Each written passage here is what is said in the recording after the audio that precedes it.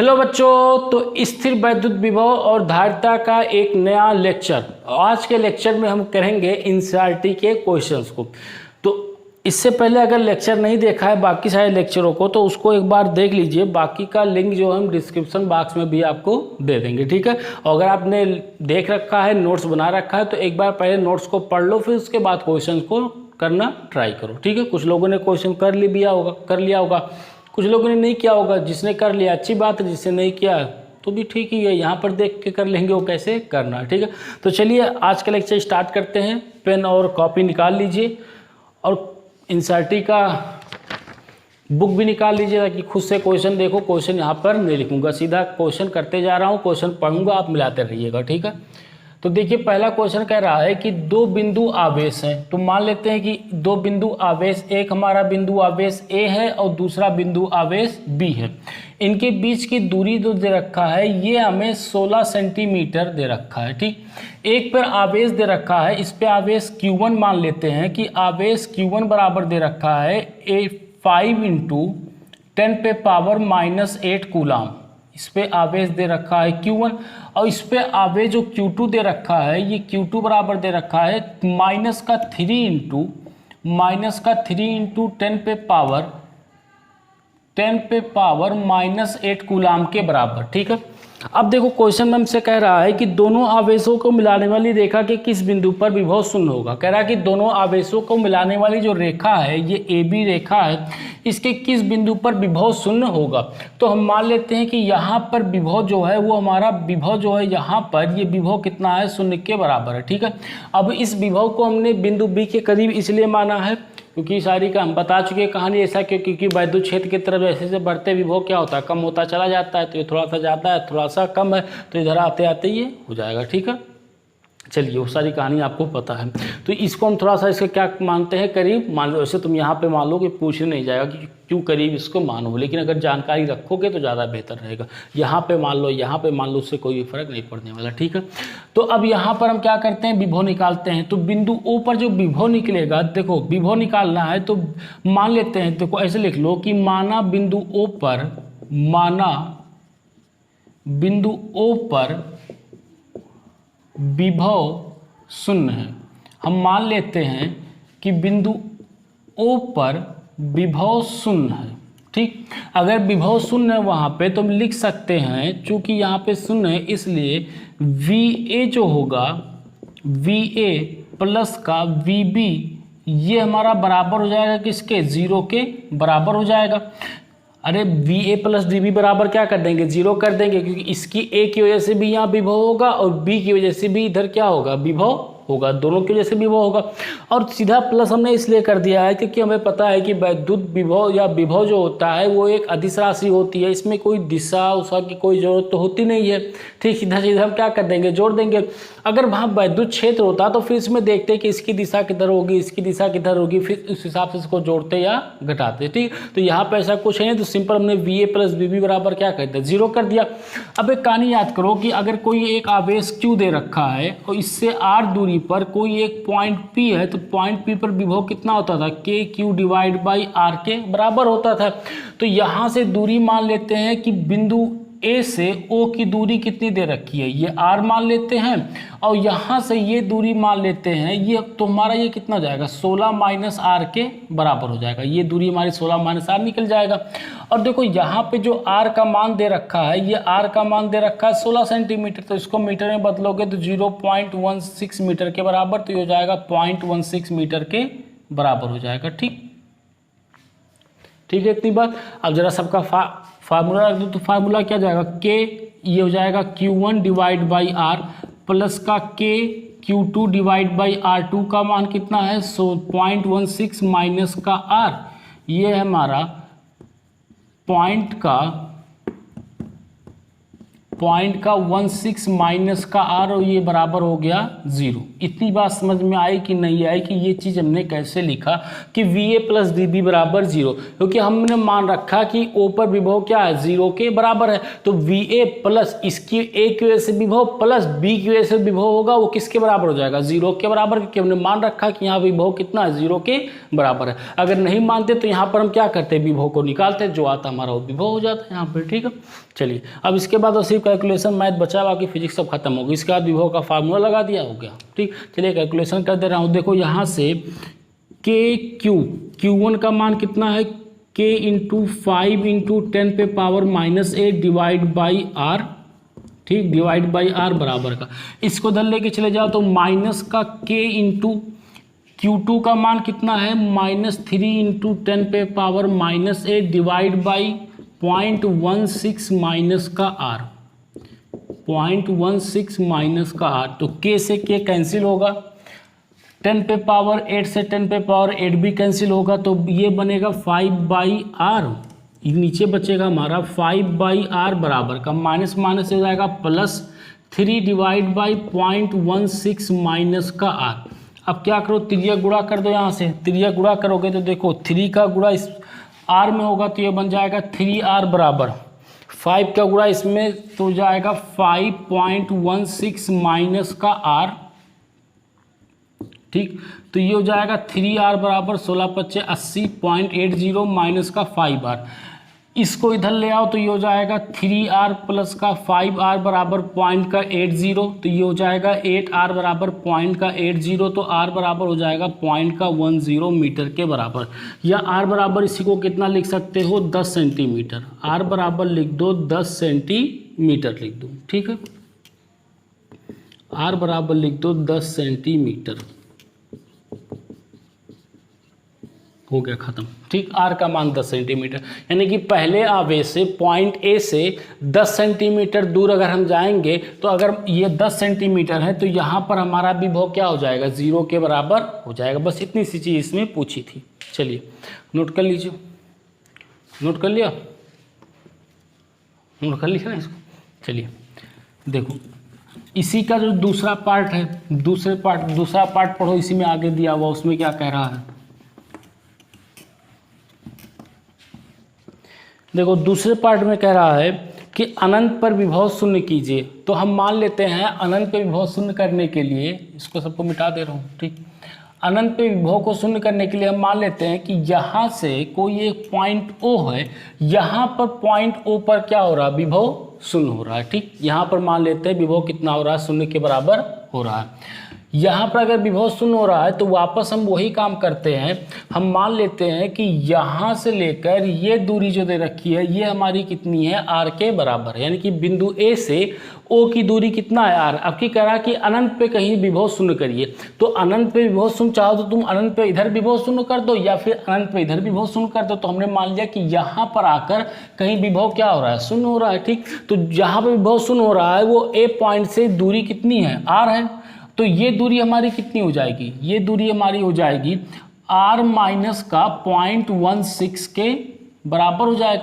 क्योंकि मीटर में दे रख मीटर में लिख लो ना, तो R माइनस 0.16 मीटर, क्योंकि R का मान की सेंटीमीटर में तो हमने मीटर में बदल लिया उसको। ठीक है, तो ये टोटल दूरी R, तो ये दूरी हो जाएगी टोटल R में से इतना घटा दोगे तो ये दूरी हमारी यहाँ से निकल जाएगी। अब O पर विभव निकालना, फिर वही लिख लो कि माना O पर विभव कितना है शून्य है, तो इसलिए हमारा ये हो जाएगा VA प्लस का VB बराबर वापस कितना निकल जाएगा 0 के बराबर निकल के आ जाएगा। ठीक है, चलिए ये हो जाएगा 0 के बराबर।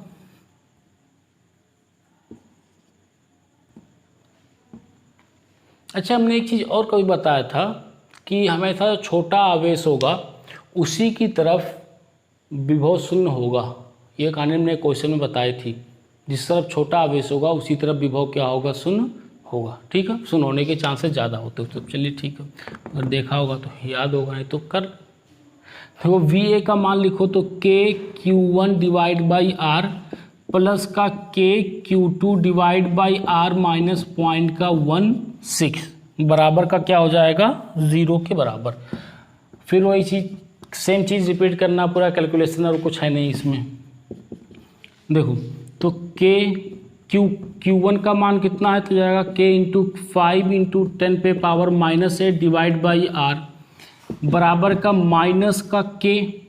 जरा Q2 का मान लिखो तो -3 इंटू 10⁻⁻8 डिवाइड बाई ये हो जाएगा R माइनस 0.16। इसको उधर लेके चले गए तो K से K कट गया, 10⁻8 से 10⁻8 कट गया। ठीक, तो इधर क्या बचा 5/R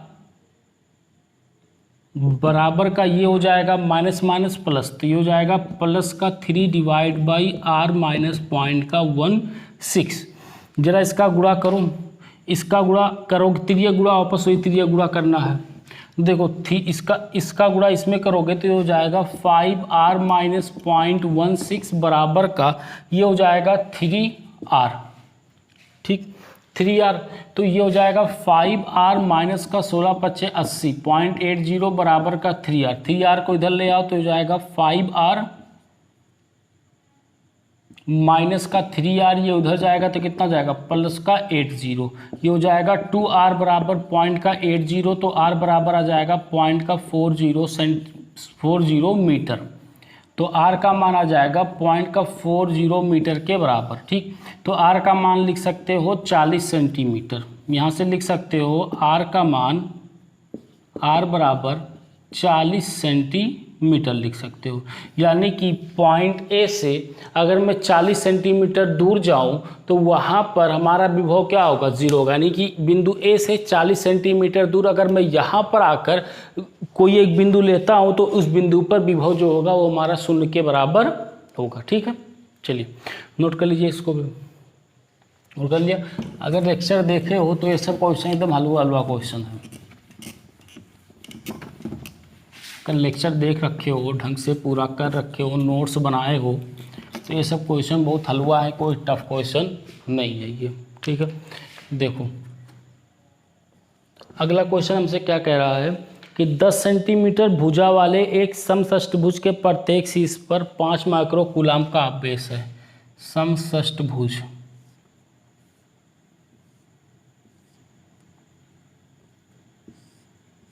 ये हमारा एक समषष्टभुज है। ठीक है,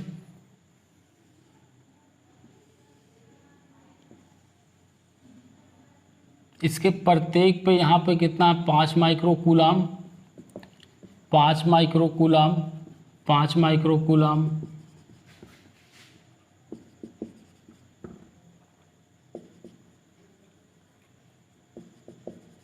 5 माइक्रो कूलाम का आवेश दिया हुआ।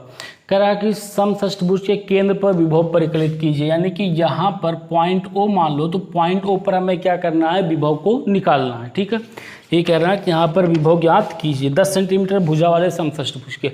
इसकी भुजा कितनी दे रखी है, 10 सेंटीमीटर। ठीक है, 10 सेंटीमीटर, तो यहाँ से ये भी हमारा कितना हो जाएगा, 10 सेंटीमीटर के बराबर निकल जाएगा। ठीक, तो इस बिंदु की वजह से यहाँ पर विभव होगा, इसकी वजह से भी विभव होगा, इसकी वजह से भी विभव होगा, इन सब की वजह से क्या होगा, विभव होगा यहाँ पे। ठीक है, तो मान लेते हैं कि ये हमारा Q1 है, ये हमारा Q2 है, ये Q3 है, ये हमारा Q4 है, ये हमारा Q5 है और ये हमारा Q6 है।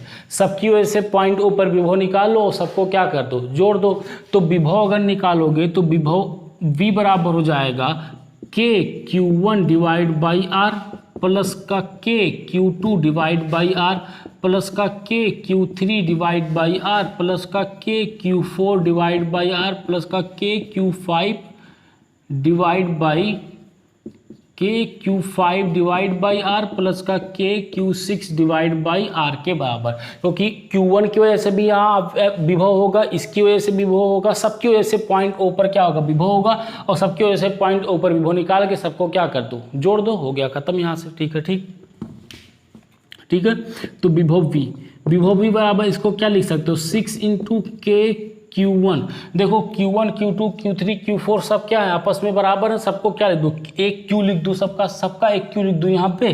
तो Q डिवाइड बाई R भी सबका बराबर, तो यहाँ पे क्या हो जाएगा R, तो 6 into K Q by R के बराबर, क्योंकि यहाँ पे दिया हुआ है ना कि Q1 बराबर है, Q2 बराबर है, Q3 बराबर है, Q4 बराबर है, Q5 बराबर है किसके, Q6 के। देखो सबका 5-5 दे रखा है, सब आपस में क्या है, बराबर है। ठीक है, तो जरा सबका मान रखो, यहाँ से मान रखोगे 6 × 4, के का मान होगा 9 × 10 पे पावर 9, क्यू का मान कितना 5 माइक्रो कूलाम, तुम कूलाम में बदल लो, जब कूलाम में बदलोगे तो ये हो जाएगा हमारा 5 × 10 पे पावर माइनस का माइक्रो कूलाम से कूलाम में 10 पे power -6 divide by R, centimetre दे रखा है तो इसको मीटर में बदल लो, 10 पे पावर -2 हो जाएगा। ठीक है, तो ये हो जाएगा, देखो 9 × 5 = 45, तो 6 गुणे, चाहे ऐसा करो 9 × 6 कितना होगा 54, तो 54 गुणे 5 गुणे 10 पे पावर,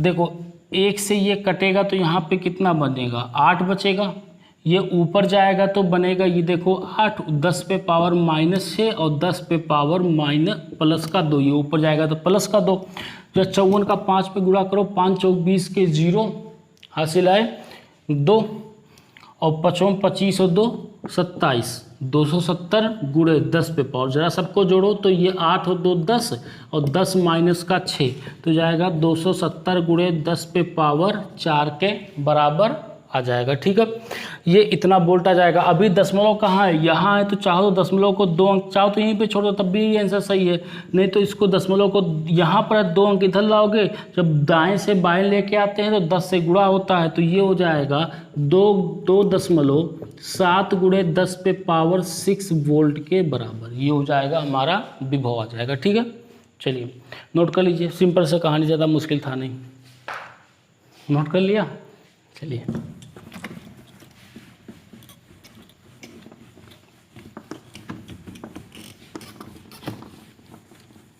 देखो अगले क्वेश्चन में क्या कह रहा, क्वेश्चन नंबर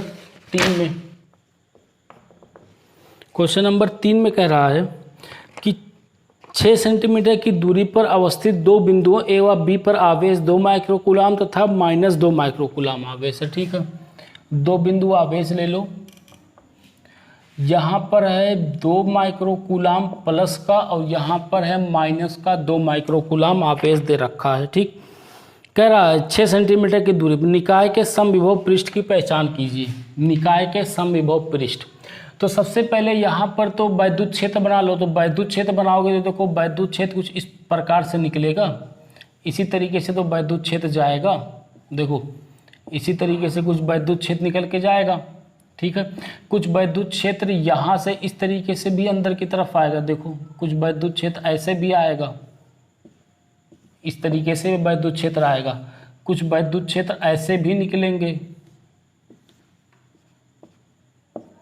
हित होता है, सॉरी ये बाहर की तरफ रहेगा, वैद्युत क्षेत्र ऐसे निकलेंगे। ठीक है, ये क्वेश्चन कह रहा है कि निकाय के समविभव पृष्ठ की पहचान कीजिए, तो निकाय का समविभव पृष्ठ कैसा होगा, इस सतह के ये जो वैद्युत क्षेत्र होता है वो समविभव पृष्ठ हमेशा कैसा होता है, लंबवत होता है, तो यहाँ पे तो एक समविभव पृष्ठ ऐसे बन जाएगा, जैसे आगे बढ़ेंगे तो एक समविभव पृष्ठ एक ऐसे बनेगा, फिर थोड़ा सा आगे बढ़ेंगे तो समविभव पृष्ठ ऐसे बनेगा, फिर आगे बढ़ेंगे तो ये इस तरीके से मुड़ता चला जाएगा, सेम इसी तरीके से इस तरीके से समविभव पृष्ठ यहाँ पे हो जाएगा। पूरा ग्राफ डायग्राम खूब बढ़िया से बनाता है, समविभव पृष्ठ वाला लेक्चर आसानी से जाकर देख लो। ठीक है, तो ये हो जाएगा हमारा समविभव पृष्ठ तरीके से बन जाएगा। अगले में क्या कह रहा है, बी में इस पृष्ठ के प्रत्येक बिंदु पर वैद्युत क्षेत्र की दिशा क्या होगी। अगर इस पृष्ठ के कहीं पर वैद्युत क्षेत्र की दिशा देखोगे तो हमेशा वैद्युत क्षेत्र की दिशा कैसी होती है, लंबवत होती है। समविभव पृष्ठ और वैद्युत क्षेत्र एक दूसरे कैसे होते हैं, लंबवत होते हैं। तो दूसरे क्वेश्चन में यही लिखोगे कि किसी बिंदु पर वैद्युत क्षेत्र की दिशा कैसी होगी, लंबवत होगी। ठीक है, चलिए नोट कर लो, इतना नोट कर लिया, इतना हो गया। चलिए अगला क्वेश्चन पढ़ो, अगला क्वेश्चन पढ़ो, देखो अगले क्वेश्चन में क्या कह रहा है। क्वेश्चन नंबर 4, क्वेश्चन नंबर 4 में कह रहा है कि 12 सेंटीमीटर त्रिज्या वाले एक गोलीय चालक के पृष्ठ पर इतना आवेश एक समान रूप से वितरित है। ठीक है, पहले 12 सेंटीमीटर का एक गोला बना लो। एक हमने गोला बना लिया, मान लिया कि इसकी त्रिज्या जो दे रखी है वो r बराबर दे रखा है 12 सेंटीमीटर। r बराबर दे रखा 12 सेंटीमीटर कि पृष्ठ पर इतना आवेश एक समान रूप से वितरित है। इस पे आवेश q बराबर जो दे रखा है, आवेश Q बराबर 1.6 इंटू 10 पे पावर -7 कूलाम आवेश एक समान रूप से वितरित। कह रहा गोले के अंदर, गोले के ठीक बाहर और एक गोले से 18 सेंटीमीटर की बिंदु पर क्षेत्र ज्ञात है। ठीक है, पहला क्वेश्चन कह रहा गोले के अंदर वैद्युत क्षेत्र बताओ। तो जरा फटाक से बताओ वैद्युत क्षेत्र कितना होगा गोले के अंदर। एक समान रूप से इस पे आवेश वितरित है, एक समान रूप से इस पे आवेश वितरित है। तुमने बताया था कि चालक के अंदर कभी भी वैद्युत क्षेत्र हमेशा कितना होता है, 0। तो इस पहला का क्वेश्चन ये हो जाएगा, पहले का जो आंसर होगा ये हो जाएगा कि चालक के अंदर जो वैद्युत क्षेत्र होगा वो वैद्युत क्षेत्र कितना होगा, 0। तो गोले के अंदर वैद्युत क्षेत्र ई का मान कितना हो जाएगा, 0 के बराबर हो गया, खत्म। ठीक, दूसरे में कह रहा है कि गोले के ठीक बाहर, गोले के ठीक बाहर यानी कि गोले के सतह पर ही हमें क्या निकालना है, वैद्युत क्षेत्र निकालना है।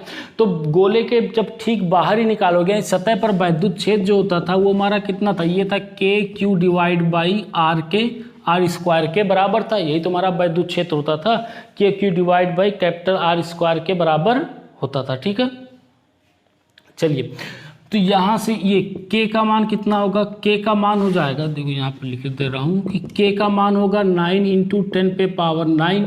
Q का मान कितना है 1.6 इंटू 10 पे power -7 coulomb divide by R का मान कितना है 12 सेंटीमीटर। इसको मीटर में बदल लो तो हो जाएगा 12 गुणे 12 गुणे 10 पे पावर -2 गुणे 10 पे पावर -2 कर दें इसको। ठीक है, तो E का मान हो जाएगा, यहाँ से कुछ कटे पटेगा तो 3 त्रिका 9, 3 चौक 12 और 3 चौक 12।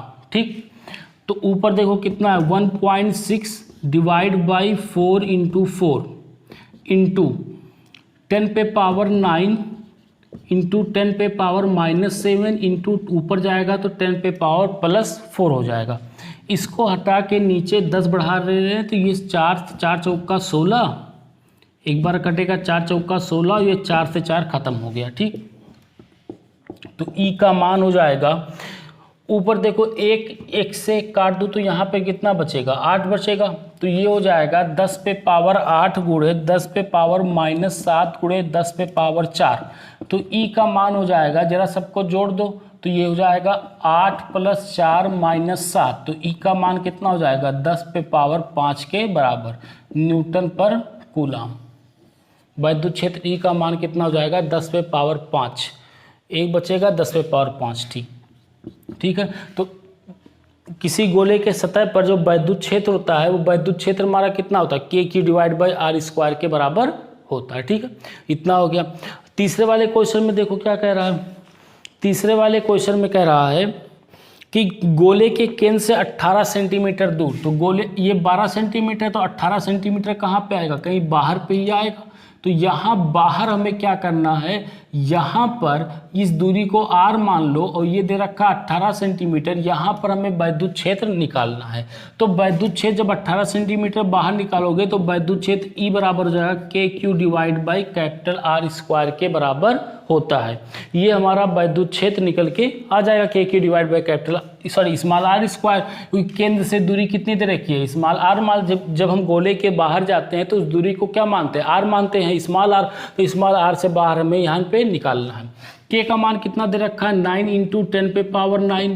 Q का मान कितना दे रखा है 1.6 इंटू 10 पे पावर -7 डिवाइड बाई R का मान कितना है, सेंटीमीटर मीटर में बदल लो तो 18 गुणे 10 पे पावर -2 गुणे 10 पे पावर -2, 9 दूना 18, यहाँ से ये कट जाएगा। ठीक, तो E बराबर निकलेगा, देखो 1.6 इंटू 10 पे पावर, ये ऊपर जाएगा तो 10 पे पावर +4 हो जाएगा। ठीक है, तो 10 पे पावर 9 इंटू 10 पे पावर -7 इंटू 10 पे पावर +4 डिवाइड बाई 2 इंटू 18। इसको हटा के नीचे 10 बढ़ा दो, यहाँ से एक कैंसिल कर दो, यहाँ पे कितना बचेगा 3 बचेगा।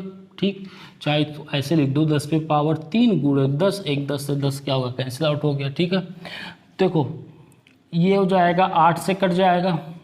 ठीक, 2 8 16, फिर 2 चौक 8, 2 9 18। तो E का मान कितना आ जाएगा 4/9 गुणे 10 पे पावर, जरा इन सबको जोड़ दो, वही कहानी बनेगी ना। इन सबको क्या कर दो, यहाँ से जोड़ दो, तो 9 और 3 कितना होगा 12, 12 में से 7 जाएगा तो 7 और 5 कितना होगा 12, तो हो जाएगा 10 पे पावर 5 के बराबर। अब चाहो तो यहीं पे छोड़ दो और चाहो तो इसको क्या कर दो, थोड़ा काट पीट दो तब भी वही चीज़ हो जाएगा, कोई दिक्कत है नहीं। इसमें थोड़ा काटी पीट देते हैं, देखो यहाँ पे कर दे रहा हूँ। तो ई का मान है कितना 4/9 गुणे 10 पे पावर 5। एक काम करो, इसको 4 कर लो और यहाँ पे क्या बढ़ा लो, एक 0 बढ़ा लो। कोई कर सकते हैं इसको, क्योंकि वहाँ पे 4 कर दिया। अरे इसको ऐसे लिख लो कि 4 गुणे 10 पे पावर 4 डिवाइड बाई 9। इस 10 पे पावर 5 को 10 गुणे 10 पे पावर 4 लिख दिया, तो उसको सीधा क्या लिख सकते हैं 40। अब इसको क्या कर दो, काट दो। तो 9 चौक कितना होगा 36, बचेगा 4, फिर 10 बोला कि 0, तो 9 चौक 36, 9 चौक 36। तो ई का जो मान आ जाएगा वो ई बराबर आ जाएगा 4.44, ई बराबर आ जाएगा 4.44 गुणे 10 पे पावर 4 न्यूटन पर कूलाम के बराबर आ जाएगा। ठीक है, चलिए नोट कर लो जल्दी से, इसको नोट कर लिया, इतना हो गया। चलिए अगला क्वेश्चन नंबर 5 पढ़ो।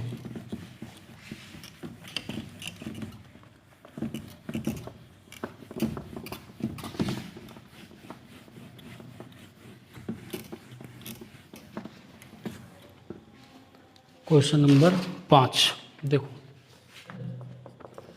पांचवा क्वेश्चन क्या कह रहा है कि एक समांतर पट्टिका संधारित्र जिसकी पट्टिकाओं के बीच वायु है। ठीक क्वेश्चन आया। एक समांतर पट्टिका है जिसके बीच क्या भरा है, वायु भरा हुआ। कह रहा है इसकी धारिता 8 पिकोफैरेड है। इसकी धारिता जो दे रखा है C बराबर जो दे रखा है 8 पिकोफैरेड दे रखा है। ठीक, और 1 पिकोफैरेड बराबर जो होगा ये होगा 10 पे पावर -12 फैरेड के बराबर होगा। ये चीज़ हमने पहले भी बता रखा है।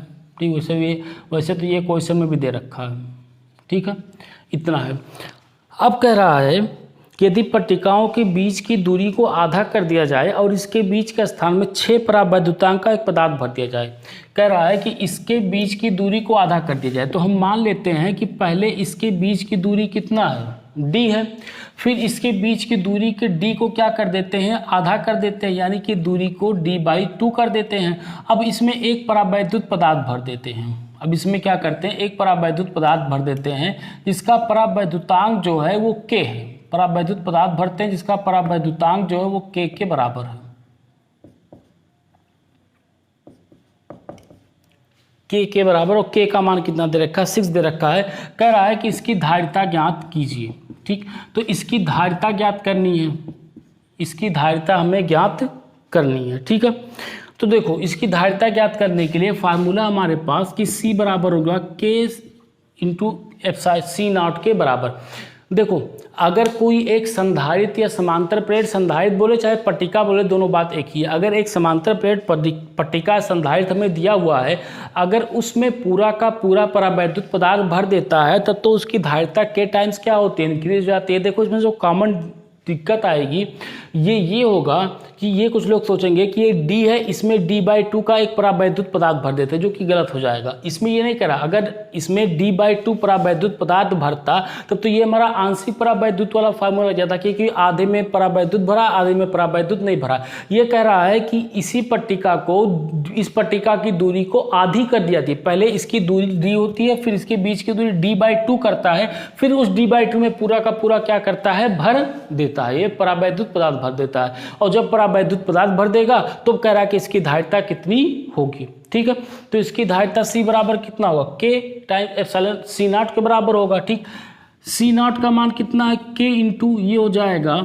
ε0 A डिवाइड बाई। अब देखो यहाँ पे पहले यहाँ पे कितना था, जब वायु नहीं था, सॉरी जब परावैद्युत नहीं था तब उस टाइम हम धारिता अगर निकाले तो धारिता उस टाइम की धारिता कितना मान रखे हैं, C0 मान रखे हैं। ठीक, तो ये C0 कितना जाएगा, D/2 के बराबर होगा। देखो पहले क्या करते हैं, इसको भी क्या मान लो C0 के बराबर मान लो। जब हम दूरी को D/2 करते हैं, जब इसमें परावैद्युत पदार्थ नहीं भरते हैं, उस टाइम जो हमारा धारिता होगी वो C0 होगी। और C0 का मान कितना होगा, ε0 A डिवाइड बाई D, और D का मान कितना दे रखा है, D/2 के बराबर दे रखा है। और जब ये हमने K परावैद्युतांक रख दिया तो अब धारिता कितनी हो जाएगी, K ε0 के बराबर धारिता निकल के आ जाएगी। ठीक है, तो इस D/2 2 को क्या करो ऊपर लेके चले जाओ तो जाएगा 2k epsilon not a divide by D के बराबर हो जाएगा। ठीक, यहाँ से अगर सी नॉट का मान लिखना चाहूँ तो सी नॉट का मान देखो कितना लिखूंगा, सी नॉट का मान, इसके लिए सी नॉट का मान लिखूँ तो epsilon not a divide by D होगा और ये हो जाएगा 8 पिकोफैरेड के बराबर। अब देखो ये और ये दोनों आपस में क्या हो गए, बराबर हो गए यहाँ से, तो यहाँ पे मान रख दो तो C बराबर हो जाएगा 2 इंटू, देखो C बराबर हो जाएगा हमारा, C बराबर हो जाएगा 2 इंटू के का मान कितना है 6 है into epsilon not a divide by T 8 picofarad, 8 picofarad. तो C बराबर हो जाएगा 8 छक 48 पिकोफैरेड। C का मान हो जाएगा 2 गुणे 48 पिकोफैरेड। तो ठीक C का मान हो जाएगा 96 पिकोफैरेड के बराबर। अब चाहो तो 10 पे पावर -12 कर दो तो कितना जाएगा, फैरेड के बराबर निकल के आंसर आ जाएगा। ठीक है, चलिए नोट कर लीजिए इसको। कोई दिक्कत है इसमें तो बताओ, सिंपल सा क्वेश्चन है, कोई मुश्किल क्वेश्चन तो है नहीं। बस कहानी थोड़ी सी यही समझनी थी कि जो परावैद्युत पदार्थ भरता है वो परावैद्युत पदार्थ जब पट्टिकाओं के बीच की दूरी आधी कर देता है तब परावैद्युत पदार्थ भरता है, पहले परावैद्युत पदार्थ नहीं भरता है। ठीक है, नोट कर लो इसको, नोट कर लिया। चलिए अगला क्वेश्चन नंबर 6 पढ़ो। अब पढ़ोगे क्या यार, मुझे थोड़ी ना सुनाई देगा। तुम देखो क्वेश्चन नंबर 6 क्या है, देखो क्वेश्चन नंबर 6 कह रहा है कि 9 पिकोफैरेड धारिता वाले 3 संधारित्रों को श्रेणी क्रम में जोड़ा गया है। 3 संधारित्र हैं, 9 पिकोफैरेड हैं सबके, इनको श्रेणी क्रम में क्या कर दिया गया है, जोड़ दिया गया है। ठीक, संयोजन की कुल धारिता ज्ञात कीजिए।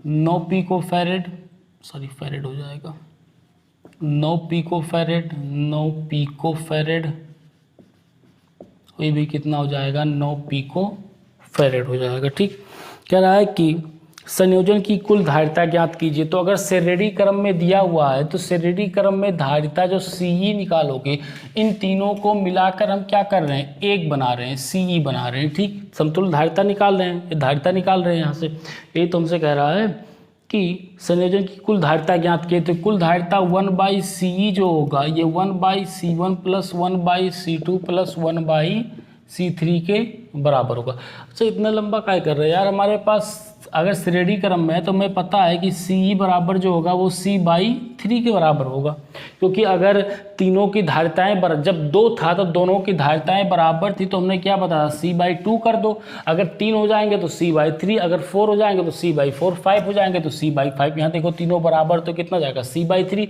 C का मान कितना दे रखा है, 9/3, तो ये हो जाएगा 3, यानी कि CE का मान जो हो जाएगा वो 3 पिकोफैरेड आ जाएगा। CE का जो मान होगा ये आ जाएगा हमारा 3 पिकोफैरेड के बराबर।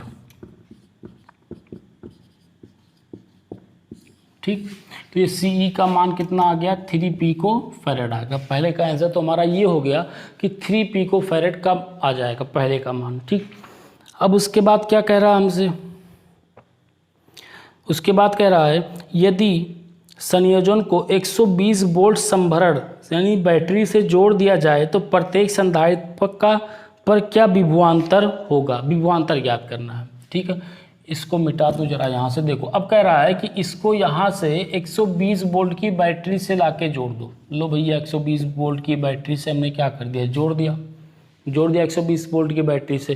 कह रहा कि 120 वोल्ट की बैटरी से जोड़ दें तो प्रत्येक संधारित्र पर क्या विभवांतर होगा, प्रत्येक संधारित्र पर हमें क्या करना है, विभवांतर ज्ञात करना है। सब पे अलग अलग हमें क्या करना है, सब पे अलग अलग विभवांतर ज्ञात करना है। यही है ना क्वेश्चन 2.6। ठीक है, विभवांतर ज्ञात करना है सब पे। ठीक, तो कोई दिक्कत नहीं यार, निकाल लो विभवांतर भी। यहाँ भी क्या होगा, 12 वोल्ट की बैटरी होगी, यहाँ भी क्या हमारी 12 वोल्ट की बैटरी होगी। ठीक, देखो इस जो V ये होगा, देखो यहाँ पर क्या आएगा, 12 आएगा और यहाँ पे कितना आएगा, 0, तो विभवांतर कितना हो जाएगा, 12 हो जाएगा। ठीक, अच्छा एक चीज़ बताओ कि अगर श्रेणी क्रम है तो श्रेणी क्रम में आवेश क्या होता है, समान होता है सब पे। तो अगर मैं जो आवेश इस पे होगा वही आवेश इन तीनों पर होगा, तो इस पे आवेश निकाल सकते हो। जो हमारा संधारित्र है 3 पिकोफैरेड, विभवांतर दे रखा है 12 वोल्ट, तो इस पे आवेश Q बराबर निकाल सकते हो। देखो C बराबर कितना होता है Q/V, तो Q बराबर हो जाएगा CV के। तो Q का फार्मूला हमारा कितना निकल जाएगा CV। तो C का मान कितना 3 × 10⁻⁻12, इसका हो जाएगा 12, 12 दूनी 12 36, तो हो जाएगा 36 × 10⁻⁻12 कूलम। ये आ गया इतना, ठीक, ये आ गया। यानी कि इस पे जो आवेश होगा ये Q बराबर होगा, यहाँ पे जो आवेश Q बराबर होगा वो 36 × 10⁻⁻12 कूलाम के बराबर। अब चूंकि ये जो 3 पिकोफैरेड आया है ये इन तीनों के श्रेणी क्रम के जुड़ने की वजह से आया है, तो सब पे आवेश क्या होगा, बराबर होगा। यानी कि इस पे भी 36 × 10⁻12 माइक्रो कूलाम, इस पे भी 36 × 10⁻12 माइक्रो कूलाम, इस पे भी 36 × 10⁻12 माइक्रो कूलाम होगा, सब पे बराबर होगा। यानी कि एक का अगर मैं विभव निकाल लूँ तो सबका विभव भी क्या होगा, बराबर होगा। देखो एक का निकाल रहा हूँ, यहाँ पे 9 पिकोफैरेड या 9 × 10⁻12 फैरेड दे रखा है, ठीक। आवेश कितना दे रखा है 36 × 10⁻12 कूलाम दे रखा है, ठीक है। विभव निकाल लो, तो विभव जब निकालोगे तो C बराबर होता है Q/V, तो V बराबर होगा Q/C के होगा। Q का मान कितना दे रखा है 36 × 10⁻12 और ये दे रखा है 9 × 10⁻12 के बराबर दे रखा है, ठीक है। ठीक, कोई दिक्कत तो गलत तो नहीं हो रहा है ना। 12 दूनी 12 36, ठीक है। ये 3 पिकोफैरेड, ठीक है। 12 वोल्ट है कि 120 वोल्ट है, सॉरी 120 वोल्ट है, ये 120 वोल्ट है, तो यहाँ पे आ जाएगा 360, ठीक। 120 वोल्ट है, ये 120 वोल्ट है, वेरी सॉरी गलती हो गया, 120 वोल्ट है ये, तो हो जाएगा 360 हो जाएगा। तो 9 चौक 36 हो जाएगा 40, यहाँ से ये कट जाएगा तो V का मान कितना आ जाएगा 40 वोल्ट के बराबर आ जाएगा, ठीक है। तो देखो 40 वोल्ट इस पर भी होगा, 40 वोल्ट इस पर भी होगा, 40 वोल्ट इस पर भी होगा, क्योंकि अगर इसको V1 मान लो, इसको V2 मान लो, इसको V3 मान लो, क्योंकि हमें पता है कि श्रेणी क्रम में विभवांतर भिन्न भिन्न होता है, लेकिन तीनों V1 V2 V3 क्या है, बराबर है। तो यहाँ से लिख सकते हैं कि V1 बराबर, V2 बराबर, V3 बराबर कितना हो जाएगा 40 वोल्ट के बराबर आ जाएगा, ठीक है। चलिए नोट कर लीजिए जल्दी से इसको, आसान सा क्वेश्चन था, कोई मुश्किल था नहीं। नोट कर लिया।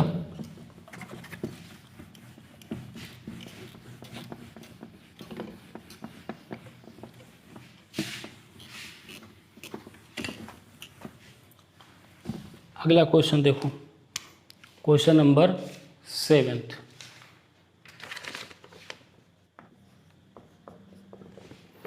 क्वेश्चन नंबर 7 कह रहा है कि 2 पिकोफैरेड, 3 पिकोफैरेड, 4 पिकोफैरेड धारिता वाले 3 संधारित्र पार्श्व क्रम में जोड़े गए। पार्श्व का मतलब है समांतर क्रम में। तो कितना दे रखा है 2 3 4,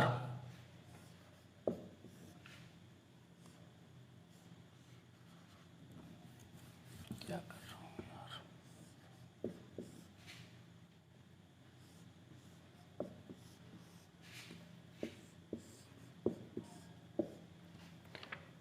दो पिकोफैरेड, 3 पिकोफैरेड और 4 पिकोफैरेड वाले 3 संधारित्र पार्श्व क्रम में जोड़े गए हैं। संयोजन की कुल धारिता ज्ञात कीजिए। यदि संयोजन को 100 वोल्ट के संवर्ध से जोड़ दें तो प्रत्येक संधारित्र पर आवेश ज्ञात कीजिए। इसको क्या कह रहा है कि 100 वोल्ट की बैटरी से अगर जोड़ दें, यही तो कह रहा है कि 100 वोल्ट की बैटरी से अगर जोड़ दें तो संधारित्र पर आवेश ज्ञात कीजिए। सबसे पहला क्वेश्चन तो करिए। पहला क्वेश्चन ये कह रहा है कि इस पे कुल, कह रहा है कि संयोजन की कुल धारिता क्या है। तो इसको सबसे पहले मिला के क्या करोगे, 1 करोगे, तो लो सबको मिला के 1 कर दो तो ये हो जाएगा CE। यहाँ से वही बैटरी यहाँ पर लाकर जोड़ दो, ठीक है। 100 वाट की या 100 वोल्ट की बैटरी को यहाँ से क्या कर दिया, जोड़ दिया,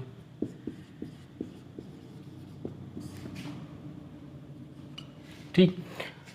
तो जब समांतर क्रम में होते हैं तो समांतर क्रम में तो आसान है, CE का मान कितना होता है समांतर क्रम में, CE का जो मान होगा देखो C बराबर हो जाएगा C1 plus C2 plus C3, तो C ये हो जाएगा 2 प्लस 3 प्लस 4, तो ये हो जाएगा 5 4 9, तो ये हो जाएगा 9 पिको फैरेड। यहाँ पे CE का मान कितना आ गया 9 पिको फैरेड। देखो यहाँ पे ये मान लो 100 वोल्ट है, ये 100 है, यहाँ पे 0 है विभव, तो ये हो जाएगा 100 और ये हो जाएगा 0, तो टोटल विभव कितना हो जाएगा 100 वोल्ट के बराबर विभव हो जाएगा। ठीक है। अच्छा, हम पे क्या कह रहा है, सब पे आवेश पूछा है। दूसरे क्वेश्चन में बी वाले में हमसे कह रहा है कि सब पर आवेश बताओ, कि सब पर कितना आवेश होगा। तो एक चीज़ हमें पता होनी चाहिए कि अगर समांतर क्रम की बात करें तो समांतर क्रम में विभव जो होता है वो सब पे बराबर होता है। देखो यहाँ पर कितना आएगा, यहाँ पर आएगा 100 और यहाँ पर कितना आएगा 0, तो यहाँ पर विभव देखो ये तार इसी से तो आकर जुड़ा है, तो यहाँ पर 100 माइनस 0 कितना हो जाएगा 100 हो जाएगा, तो यहाँ पर विभव हो जाएगा 100 वोल्ट, यहाँ पर विभव हो जाएगा 100 वोल्ट और यहाँ पर विभव कितना हो जाएगा 100 वोल्ट के बराबर आ जाएगा। यानी कि सब पे विभव क्या होगा, बराबर होगा। जब विभव बराबर होगा तो फार्मूला लगा दो C बराबर Q बाई बी, तो Q बराबर कितना होगा CV होगा। तो यहाँ के लिए देखें तो Q बराबर हो जाएगा C1 और V के बराबर हो जाएगा, इसको मान लो इसको मान लो C1, इसको मान लो C2, इसको मान लो C3। तो अगर मैं इसका आवेश निकालूं तो Q बराबर हो जाएगा C3, V के बराबर हो जाएगा, इसको नाम दे दो Q3। तो C3 का मान कितना है, C3 का मान है 4 और ये कितना दे रखा है 100 दे रखा है। ठीक, 4 पिको फैरेड है, चाहो तो इसको फैरेड में बदल लो, 10 पे पावर -12 इंटू 100, तो ये हो जाएगा 4 गुणे 10 पे पावर -10 कूलाम आ जाएगा। ठीक, यहाँ से ये आ गया। दूसरे वाले को यहाँ कर दे रहा हूँ कि Q2 बराबर कितना हो जाएगा C2B। C2 का मान कितना दे रखा है 3 पिको फैरेड, तो ये हो जाएगा हमारा 3 गुणे 10 पे पावर -12 और गुणे कितना हो जाएगा 100, तो ये हो जाएगा 3 गुणे 10 पे पावर -10, 3 गुणे 10 पे पावर -10 कूलाम। पहले वाले पे आ जाओ, Q1 का मान कितना दे Q1 आएगा कितना, तो Q1 का मान आ जाएगा C1V, तो C1 का मान कितना है 2, तो 2 गुणे 10 पे पावर -12 गुणे 100, तो ये हो जाएगा 2 गुणे 10 पे पावर -10 कूलाम के बराबर। ये हमारा आ जाएगा Q2 का मान आ जाएगा, यहाँ पे आ जाएगा हमारा Q1 का मान आ जाएगा और Q3 का मान हमने वहाँ पर निकाल रखा है। बस होगी कहानी खत्म, इतना सा काम हमें यहाँ पर करना था। ठीक है, चलिए नोट कर लीजिए, इसको नोट कर लिया। अब इतनी बातें याद होनी चाहिए कि अगर मैं श्रेणी क्रम की बात कर रहा हूँ तो श्रेणी क्रम में हमारा आवेश जो होता है वो सबका समान होता है और विभव सबका भिन्न भिन्न होता है, लेकिन जो विभव जो होता है या विभवांतर जो होता है भिन्न भिन्न होता है, वो नेसेसरी कंडीशन नहीं है, वो हमने बताया था वहाँ पे। और अगर समांतर क्रम की बात करें तो समांतर क्रम में हमारा विभवांतर सबका समान होता है और जो हमारा आवेश होता है वो सबका अलग अलग होता है, और आवेश अलग अलग होगा ये नेसेसरी कंडीशन नहीं होती है। ठीक है, ये चीज़ भी हमने वहाँ पे बताया था, लेकिन पहचानने का तरीका यही बेसिक होता है। ठीक है, देखो क्वेश्चन नंबर 8 कह रहा है, क्वेश्चन नंबर 8 पढ़ो। देखो क्वेश्चन नंबर 8 कह रहा है, ये कह रहा है कि पट्टिकाओं के बीच वाई वाले समांतर पट्टिका, देखो कह रहा है कि एक समांतर प्लेट संधारित्र दे रखा है, यानी कि 2 पट्टिका का ये दे रखा है एक समांतर प्लेट संधारित्र। कह रहा है कि इसका जो एरिया है ए बराबर 6 × 10 पे पावर -3 मीटर स्क्वायर दे रखा है। इनके बीच की दूरी जो दे रखा है डी बराबर ये दे रखा है हमारा 3 मिलीमीटर। डी का मान कितना दे रखा है 3 मिलीमीटर, यानी कि ये हो जाएगा 3 × 10 पे पावर -3 मीटर के बराबर हो जाएगा। ठीक, अब कह रहा है कि संधारित्र की धारिता को परिकलित कीजिए, इसकी धारिता निकालिए। यदि इस संधारित्र को 100 वोल्ट के संभर से जोड़ दिया जाए तो संधारित्र की प्रत्येक पट्टिका पर कितना आवेश होगा। सबसे पहले क्या कह रहा है कि संधारित्र की धारिता ज्ञात कीजिए। ठीक, तो धारिता C बराबर क्या होगा, धारिता C बराबर होगा ε0 A डिवाइड बाई डी। ये मैंने फार्मूला पढ़ रखा कि धारिता का ये फार्मूला होता है। तो C बराबर जो होगा, देखो C बराबर यहाँ से ε0 का मान 8.85 × 10 पे पावर -12 और जो A का मान है -12 × 10 पे पावर -12, ठीक, इंटू A का मान 6 × 10 पे पावर -3 डिवाइड बाई D का मान कितना है, D का मान है 3 × 10 पे पावर -3। ठीक, तो देखो यहाँ से कैंसिल आउट हो जाएगा, 3 दूना 6, जरा गुणा करो तो C बराबर 5 दूना 10 के 0, 8 दूना 16 और 1 17, 8 दूना 16 1 17, 2 अंक के बाद दशमलव 17.70, तो ये हो जाएगा यहाँ पे कितना बचा 10 पे पावर -12, ठीक। तो C बराबर हो जाएगा 17.7 गुणे 10 पे पावर -12, ये आ जाएगा इतना फैरेड, ठीक। या इसको 17.7 पिको फैरेड के बराबर लिख सकते हो, इसकी इतनी धारिता होगी। अब कह रहा है कि अगर इसको 100 वोल्ट की बैटरी से जोड़ दिया जाए, इस तरीके से इसको 100 वोल्ट की बैटरी से यहाँ से क्या करो जोड़ दो, ये 100 हो जाएगा, 0 हो जाएगा। तो कह रहा है कि प्रत्येक पट्टिका पर कितना आवेश होगा, यानी कि इस पर कितना आवेश होगा, इस वाली पट्टिका पर कितना आवेश होगा और इस वाली पट्टिका पर कितना आवेश होगा, ये दोनों आवेश हमें यहाँ पर निकालना है, ठीक है। अब यहाँ पर देखो इसकी धारिता तो हमें पता चल गई कि धारिता कितनी है, इसकी धारिता जो है वो 17.7 गुणे 10 पे पावर -12 फैरेड के बराबर। इसका विभवांतर अगर देखोगे तो यहाँ पे 100 विभव 100 होगा और यहाँ पे 0 होगा, तो विभवांतर कितना आ जाएगा 100 के बराबर आ जाएगा। तो क्या आवेश नहीं निकाल सकते हो, तो आवेश कितना होगा, आवेश होगा हमारा, देखो यहाँ से आवेश हो जाएगा Q बराबर C इंटू वी। C का मान कितना दे रखा है 17.7 गुणे 10 पे पावर -12 और V का मान कितना दे रखा है 100, तो ये हो जाएगा 17.7 गुणे 10 पे पावर -10 कूलाम के बराबर आ जाएगा। ये हो जाएगा हमारा Q का मान। बस इतना ही आवेश हमसे यहाँ से पूछा था, तो ये हमारा Q का मान इतना आ गया। तो इस तरीके से ये हो जाएगा, ठीक है। सिंपल सा क्वेश्चन था, कह रहा था कि इसकी यहाँ पे एरिया दे रखा था, बीच की दूरी दे रखा था, क्षेत्रफल है बीच की दूरी, तो हमने इसका क्या निकाला, धारिता निकाल लिया। और जब धारिता मिल गया तो उसके बाद हमने उसका आवेश आसानी से निकाल लिया, ठीक। चलिए नोट कर लीजिए, इसको नोट कर लिया। अगला क्वेश्चन पढ़ो, देखो अगला क्वेश्चन क्या कह रहा है।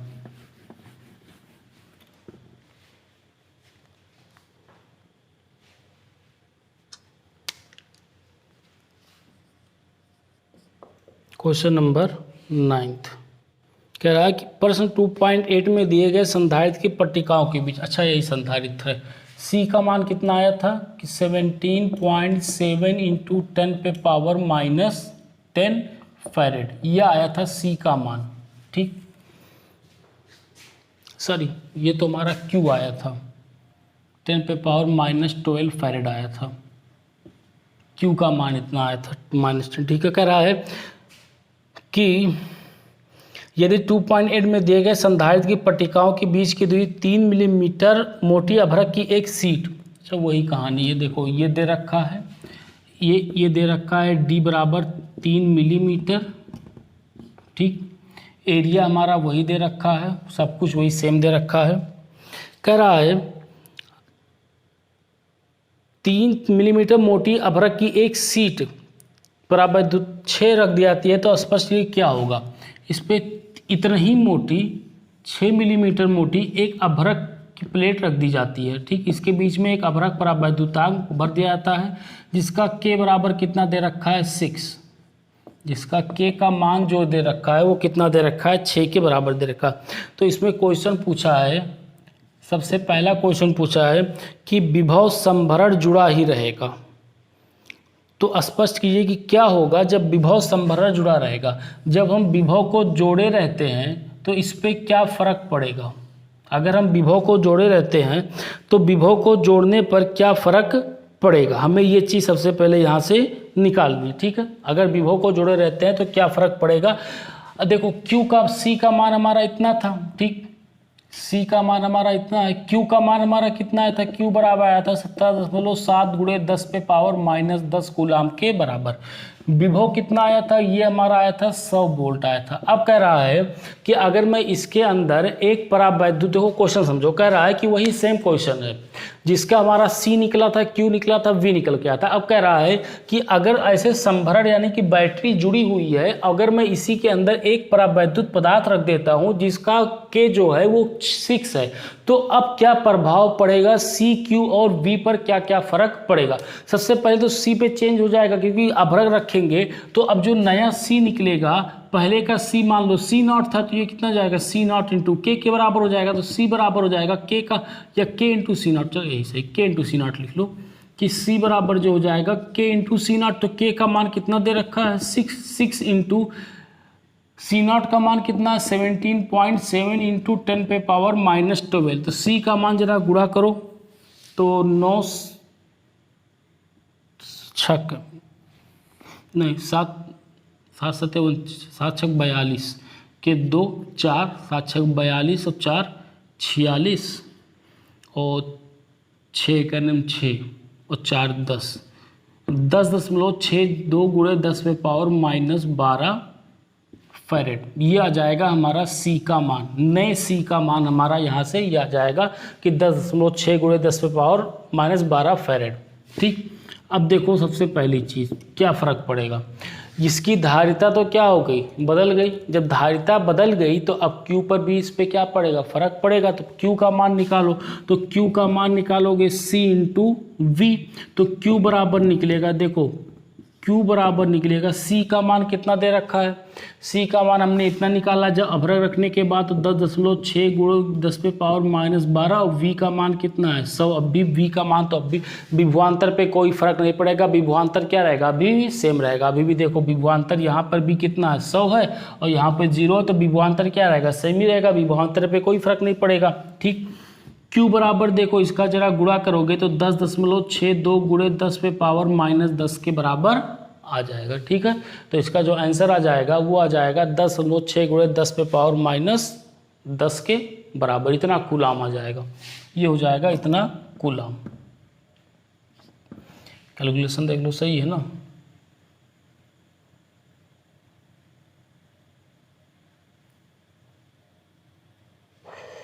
एक गड़बड़ हो गया, देखो छोटा सा गड़बड़ हो गया।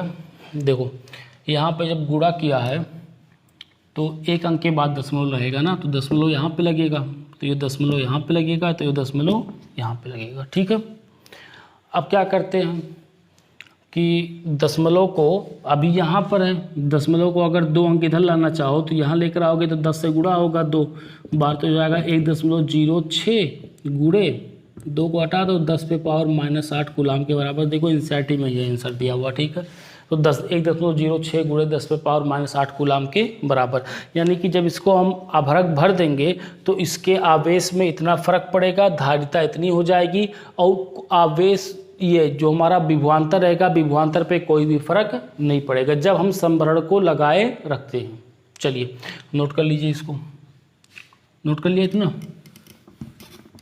ठीक, दूसरे केस में क्या कह रहा है, बी वाले केस में कह रहा है कि यदि संभरण को हटा लिया जाए, यही कह रहा है ना, यदि दूसरे में कह रहा है संभरण को हटा लिया जाए। यदि संभरण को हटा लेंगे तो हमारा जो आवेश Q होगा वो आवेश Q क्या होगा, फिक्स हो जाएगा।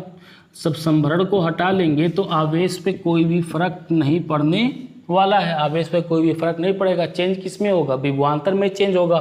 तो यहाँ से V बराबर जो निकल जाएगा, देखो V बराबर निकल जाएगा Q बाई C के।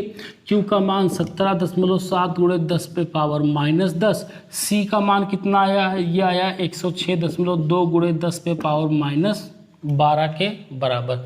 अब इन दोनों को डिवाइड कर दो, डिवाइड करने के बाद जो आएगा वही तुम्हारा V का मान आ जाएगा। देखो V का मान फाइनली काटो पीटोगे तो V का मान आएगा, ये आएगा हमारा 16.7 वोल्ट के बराबर। V का जो मान आएगा वो 16.7 वोल्ट के बराबर आ जाएगा। ठीक है, चलो नोट कर लो जल्दी से। नोट कर लिया इतना, हो गया। चलिए, ज़्यादा मुश्किल नहीं था यार, आसान क्वेश्चन था।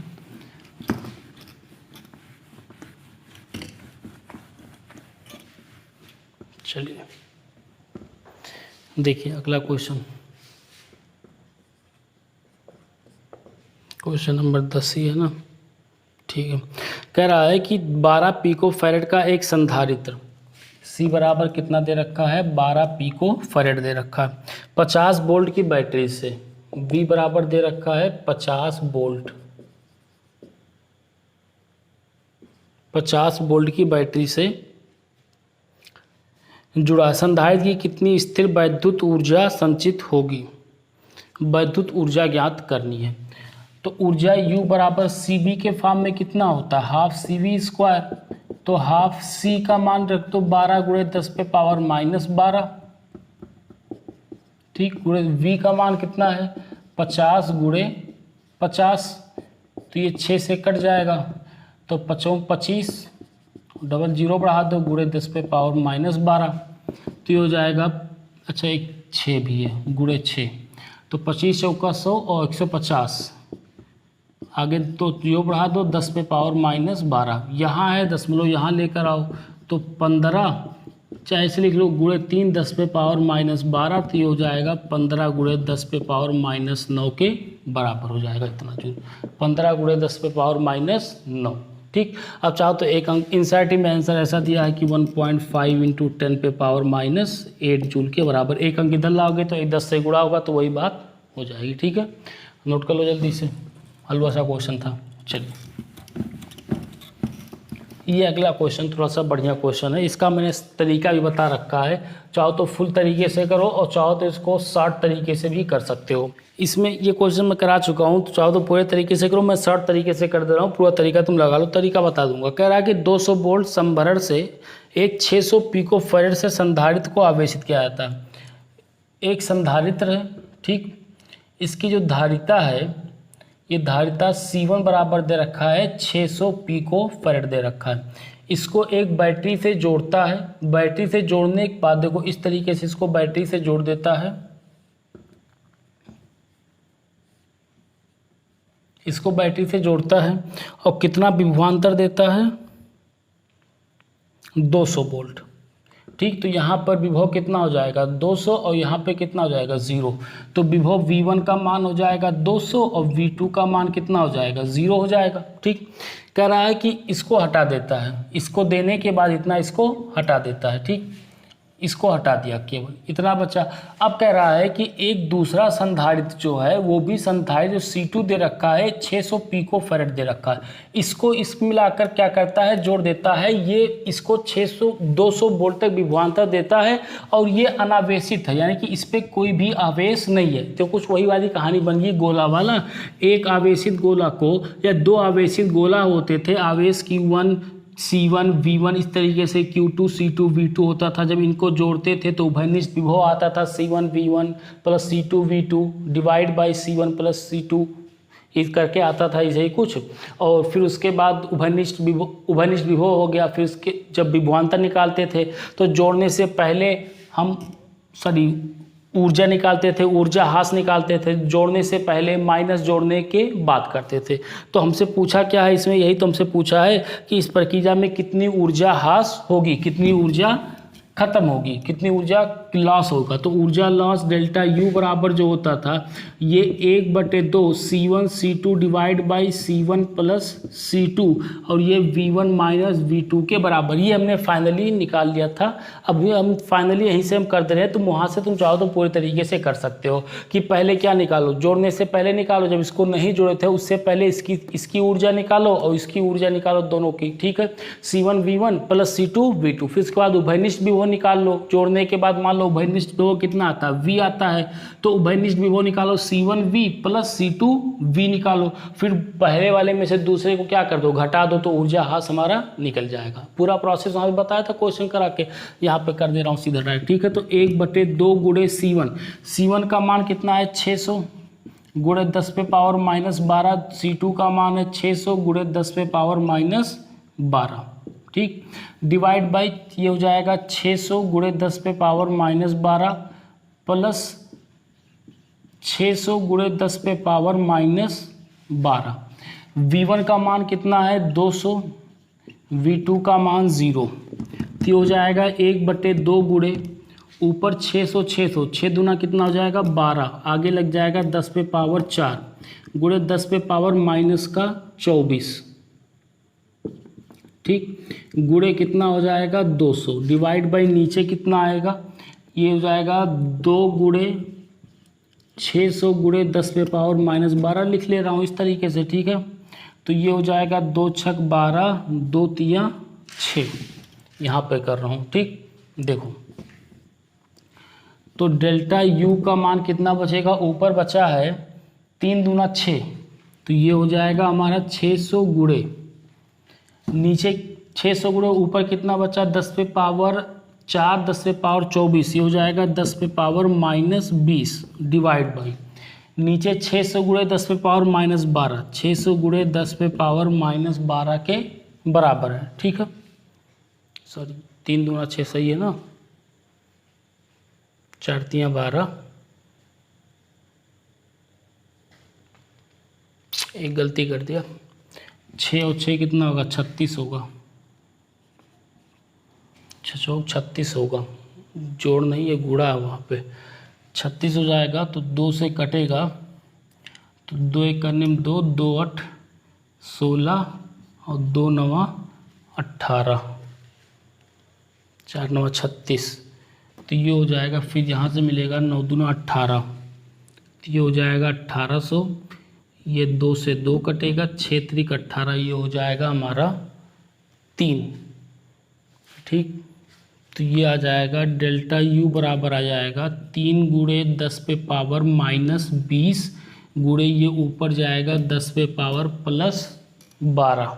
ठीक, कहीं कुछ गलत तो नहीं हो रहा है, एक बार कैलकुलेशन चेक कर लो। 600 गुणे 10 पे पावर -12, 600 गुणे 10 पे पावर -12, 200, 600 गुणे 600 तो 600 200 कटेगा,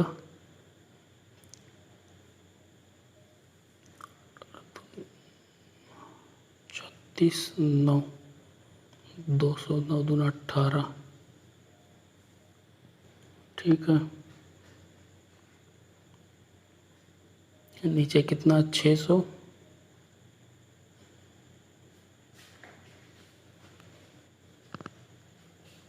देखो पीछे गड़बड़ हो रहा है, ये v1 माइनस v2 का होल स्क्वायर होता है, v1 माइनस v2 का होल स्क्वायर, तो यहाँ पे आएगा होल स्क्वायर, तो ये हो जाएगा 200 का स्क्वायर। ठीक, तो ये होगा 200 का स्क्वायर। देखो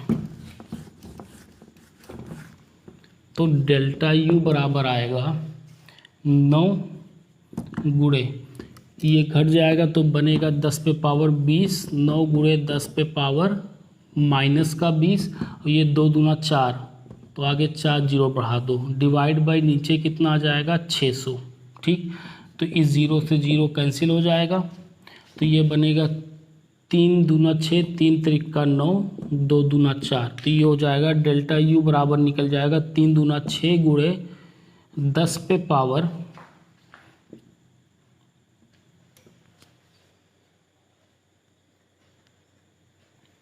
सॉरी यार क्या हो रहा है, 10 पे 52, नीचे 12 भी, 10 पे पावर -12, ये ऊपर कितना है 10 पे पावर, यहाँ देखो -20 है, ये 2 कट गया तो बनेगा ये 2 से 2 भी कैंसिल हो गया, 3 त्रिक 9, 3 दूना 6, 2 से 2 कैंसिल हो गया। अरे यार छोड़ो, देखो डेल्टा यू बराबर यहाँ से बचा है 9, यहाँ से बचा है 10 पे पावर 4, 10 पे पावर 24, तो ये हो जाएगा 9 गुणे 10 पे पावर 4 और 24 कितना हो जाएगा -20 गुणे ये हो जाएगा 4। ठीक है, 2 दूना 4। ठीक, नीचे कितना बचा है 600 गुणे 10 पे पावर -12, इसको ऐसे लिख ले रहा हूँ गुणे 10 पे पावर +4। ठीक है, तो अब देखो +10 का, या इसको ऐसे 4000 था ना, तो इसको 40 गुणे 10 पे पावर 2 कर ले रहा हूँ, तो 1 2 से 2 कैंसिल हो जाएगा, 2 दूना 4, 2 तियां 6, 3 त्रिका कितना हो जाएगा 9 हो जाएगा, और ये हो जाएगा 3 दूना 6, तो डेल्टा यू बराबर हो जाएगा 6 गुणे 10 पे पावर, ये 12 ऊपर जाएगा और ये 12 ऊपर जाएगा तो प्लस में हो जाएगा, और ये 12 2 कितना हो जाएगा 14, तो -20 गुणे 10 पे पावर 14, तो डेल्टा यू बराबर निकल जाएगा 6 गुणे 10 पे पावर -20 और 14 कितना होगा -6 जूल। इतनी ऊर्जा आ जाएगी, 6 गुणे 10 पे पावर -6 जूल ऊर्जा के बराबर होगी। ठीक है, चाहो तुम उस तरीके से करोगे तब भी तुम्हारा आंसर आएगा, ऐसे करिए तब भी आंसर सेम आएगा। लेकिन बोर्ड में देखना, अगर नंबर ज़्यादा रहेगा तो 4-5 नंबर का रहेगा तो पूरा लॉन्ग मेथड लगाना, अगर 2 नंबर रहेगा तो ये शॉर्ट तरीके से लगा देना। ठीक है, तो बस आज के लेक्चर में इतना ही, पढ़ाई करते रहिएगा। All the very best.